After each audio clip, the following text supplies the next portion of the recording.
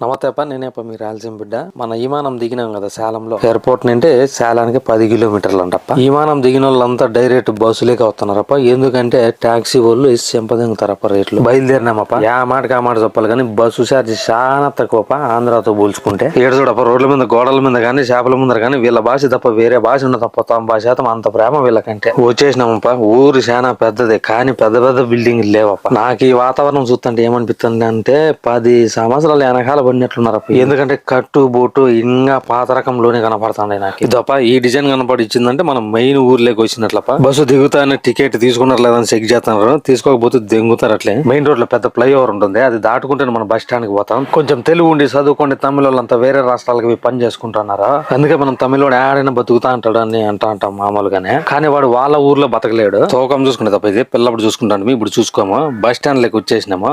మన బస్సు దగ్గర కూడా వచ్చినామప్ప. ఇదేనప్ప ఎర్రకాడ్ అంటే ఎర్రకాడికి పోయేది. ఇది ఫస్ట్ బస్సు ఎక్కి కూర్చున్నాము. ఇక్కడ పిగర్లు ఉంటారని ఆశపడదప్ప. ఏంటంటే తలకాయ కొబ్బరి నూనె పెట్టుకుని రింగులెంటికి వేసుకుని చాలా పద్ధతిగా కనపడతారు. అందుకే మనకు చూడబుద్ధి కాదు. 30 కిలోమీటర్లకి ఇద్దరికి వచ్చి 52 రూపాయలప్ప. చాలా మేలు. అది కూడా ఘాట్ రోడ్ అప్ప. 30 కిలోమీటర్లు ఎక్కాల. నేను వీడియో కూడా తీయలేకపోయినా, కడుపులో తిప్పి తెంగింది. ఇదేనప్ప ఎర్రకాడ్ సర్కిల్.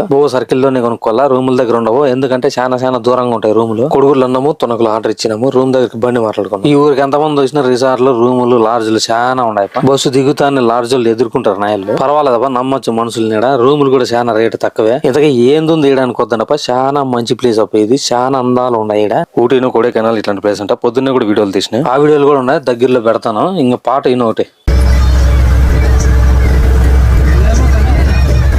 ఎల్లయ్యం పానయ్యం పుడి అనేసి మొత్తానికి బండి వాంచదగినాడు రూమ్ వరకు. ఇదే నా రూమ్ 1300. రూమ్ నీట్ గానే ఉంది. పరుపు గిరుపు బాత్రూమ్ గీత్రూమ్ అన్ని చాలా చలిగా ఉంటుంది తప్ప. కొండలు సీట్లు పొట్లు అన్ని ఉంటాయి కాబట్టి అందుకే సరుకు తీసుకున్నాము. మనం తప్పితే ఈ బిల్డింగ్ ఎవరు లేరు కాబట్టి మనకే కీసు అన్ని హ్యాండ్ ఓవర్ చేసి దెంకొని పోయినారు. చాలా బాగుంది. పైన సిట్టింగ్ వేసుకునే ప్లేస్ కూడా ఉందంట.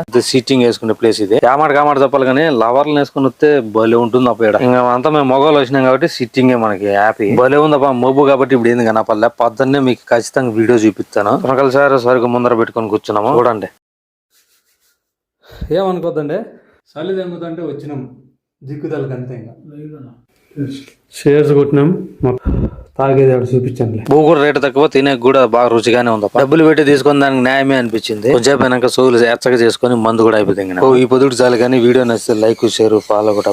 వచ్చే వీడియోలో మాట్లాడే చిలకలు వాటర్ ఫాల్స్ చూపిస్తాను.